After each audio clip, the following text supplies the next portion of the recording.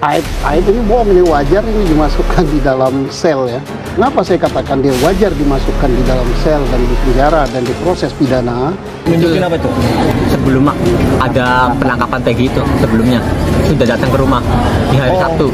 Sebelum penangkapan Peggy 2 minggu yang lalu. itu ngapain tuh? Dia menanyakan bahwa kasus Sakat nih, ini kan filmnya kan naik lagi. Dia menanyakan Sakat sebetulnya ngelakuin enggak, terus penangkapannya syaratnya gimana. Sakat jelasin semuanya, Sakat nggak lakuin Sakat ini. Terus dia menanyakan yang DPO, dia menanyakan dan menunjukkan foto-fotonya. Sakat kenal nggak sama foto-foto ini? Ini Sakat kenal nggak? Sakat jawab enggak. Emang Sakat nggak kenal, kalau orang nggak kenal pengen jawab apa? Iya. Ada berapa foto itu? 3 foto ya. Termasuk ada Peggy Setiawan. Peggy Setiawan nggak ada. Berarti di 3 foto itu nggak ada mukanya Peggy Setiawan? Nggak ada. Nggak ada. Berarti siapa aja? Itu Peggy alias Terong, Dani, sama satu lagi Andi. Beda sama Peggy Setiawan. Yang ditangkap yang sekarang tuh Peggy yang mana? Tadi Peggy itu beda jauh sama yang di foto di HP polisi itu. Berarti polisi ini udah punya 3 foto DPO ya? Berarti polisi ini udah punya 3 foto DPO. Udah ada. Berarti beda banget lah ya sama yang Peggy Setiawan yang ditangkap sekarang. Beda banget, yang di foto itu orangnya bersih. Yang dipoto. Iya. Rambutnya ikal nggak? Rambut iya ikal. Oh, rambut ikal. Saya belum meriksanya saja, saya udah tahu bahwa ini pasti bohong ya. Bohong. Yang kedua, yang paling bohong lagi siapa namanya? Aib ya. Aib ini bohong, ini wajar, ini dimasukkan di dalam sel ya. Kalau dia, apalagi dia sudah pernah menjadi saksi dalam perkara persidangan sebelumnya, tapi dia nggak hadir kalau tidak salah.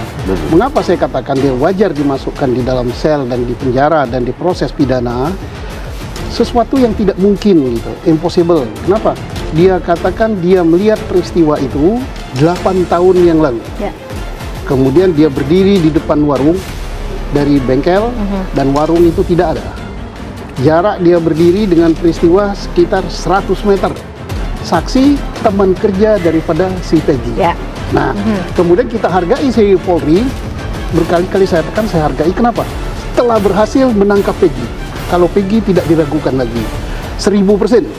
Karena ibunya mengatakan betul dia Peggy, betul anak saya, raportnya Peggy, segala macam Peggy, betul. Tapi yang jadi persoalan sekarang bukan nama Peggy-nya. Apakah ini pelaku pembunuhan dan perkosaan? Ini yang belum bisa. Waduh, Bapak siapa? Pak Sauri. Oh, Pak Sauri ya.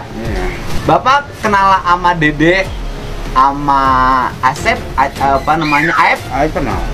Aib kenal. Nah, Aib kenal. Aib kenal kan? Nah, kemudian langganan Bapak makan di situ. Iya. Langganan, kenal kan? Nah, Bapak kan pasti ingat yang ada kejadian yang Vina sama Eki. Ya kejadian sih ya. Beritanya tahu. Kan Bapak pasti ingat tuh, waktu kejadian itu Bapak jualan nggak? Jualan. Jualan. Sampai jam berapa? Sampai jam 5. Sampai jam 5. Ada nggak pernah AF jam setengah 10 malam beli rokok ke tempat Bapak? Ada yang sangat jualan rokok, Pak. Kejadian Vina mendengar. dengar. Bapak waktu kejadian Vina itu malam itu nggak jualan sampai malam? Nggak sampai malam. Selamanya nggak pakai sampai malam, Pak. Kira-kira yang jualan sampai malam tukang rokok mana? Nggak ada di situ, cuma Madura. Rokok Madura yang di sini asalnya dulu, di depan Man. Berarti ke gang itu jauh dong? Jauh. Assalamualaikum warahmatullahi wabarakatuh. Jadi di sini saya dengan Mas Peggy Setiawan dan Mas Hasan Basadi Atau alias Robi. Yang kalian duga-duga itu bahwa Mas Hasan ini adalah saya dan Mas Peggy ini adalah anak dari petinggi dari Cirebon. gitu. Ya. Jadi itu tidak benar adanya.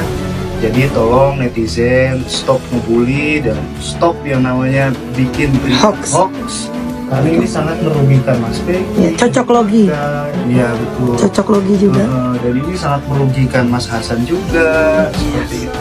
Jadi Mas Peggy, Mas Hasan dan keluarganya itu kalau keluar itu jadi tidak nyaman lagi gitu, jadi tidak bebas lagi. Jadi Mas Rama dan Mas Hasan tuh dua orang yang berbeda ya? Betul. Iya, berbeda. Berbeda. Dicoba di zoom ya. Boleh. Ini satu, ini Mas Rama. Nah ini Mas Hasan atau Mas Robi panggilannya. BAP. Peggy. Tapi tidak percaya dengan Cukup ya. Oke. Saksi kunci AF katakan hal berbeda di sidang pembunuhan Vina 8 tahun lalu. Ada apa? Fakta terbaru dari kasus pembunuhan Vina Cirebon, ternyata saksi kunci AF berbeda dengan yang pernah diucapkan pada persidangan 8 tahun lalu, tepatnya 2016. Hal itu dikatakan Hotman Paris, kuasa hukum Vina Dewi Arsita pada Kamis 30 Mei 2024. Pada tahun 2016, AF dalam kesaksian menyebutkan nama para pelaku yang kini menjadi terpidana, tapi tidak dengan nama Peggy Setiawan. Mohon perhatian penyidik Polda Jabar kalau sekarang Peggy dijadikan tersangka atas kesaksian AF dan Dede. Tapi ingat, di putusan 8 tahun lalu AF dan Dede ini menyebutkan nama-nama di TKP tapi tidak termasuk Peggy, tegas Hotman Paris. Jadi pada waktu persidangan 8 tahun lalu AF dan Dede menyebutkan nama-nama yang ada di TKP tidak termasuk Peggy, imbuhnya.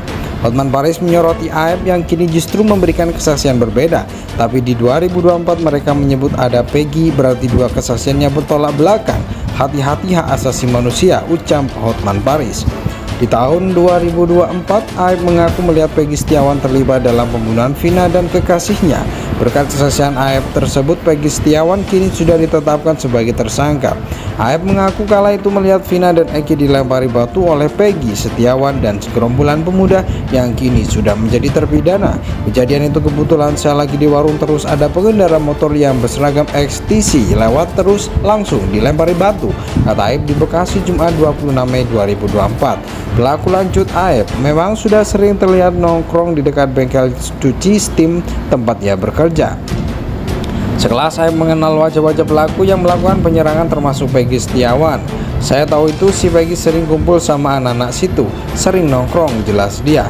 AF tidak mengenal Peggy secara personal, dia hanya tahu wajahnya karena sering nongkrong di dekat bengkel cuci steam. Untuk latar belakang serta pekerjaannya AF tidak tahu sama sekali, bahkan namanya pun baru tahu setelah kasus bergulir.